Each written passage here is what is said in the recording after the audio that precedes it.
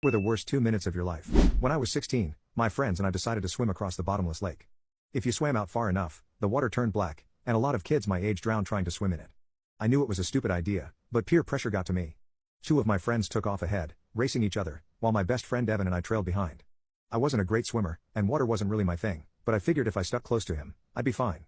About halfway across, he suddenly screamed my name. I turned around and saw pure terror in his eyes. His face was pale. "My leg is cramping," he yelled. I told him to copy my side stroke and just focus on floating. He tried, but a second later, he panicked again. "My other leg. I can't move my legs. Help." Then he lunged at me, his hands grabbed my shoulders, pulling me under as he struggled to stay above water. I panicked and dove down to escape. When I surfaced, he was thrashing, his arms flailing, gasping for air. I yelled for our friends on shore, but they were too far away to hear. I watched him struggle, and for a second, I thought, if I try to help him, we're both going to drown. Then he stopped fighting, his face twisted in pain, and he curled into a ball and started sinking under the water. Without thinking, I dove after him.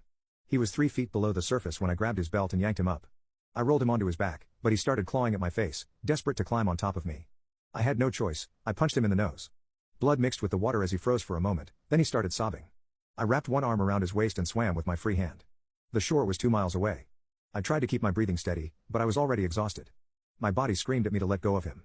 I couldn't. I kept swimming, my vision blurring from the strain. I shouted again, and this time, our friends heard us. They ran toward the edge of the water and swam out to help, but just as they reached us, my right leg went into pure pain. My toes went numb, my thighs locked up, and I realized that I was cramping too. "Float!" I yelled at him, but he panicked again, splashing wildly. I switched arms and forced myself to keep moving. Then, suddenly, my foot scraped something solid, I could touch the bottom. We made it. Evan was still crying as our friends pulled him onto the shore. My entire body ached, and I collapsed onto the sand, gasping for air. A county truck pulled up, and an old man rolled down his window. "You boys better not be swimming in that lake," he said. "People drown out here." We sat in silence, too exhausted to answer. That night, I had nightmares about watching him sink while I swam away.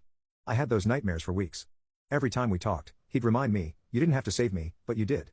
I love you, man."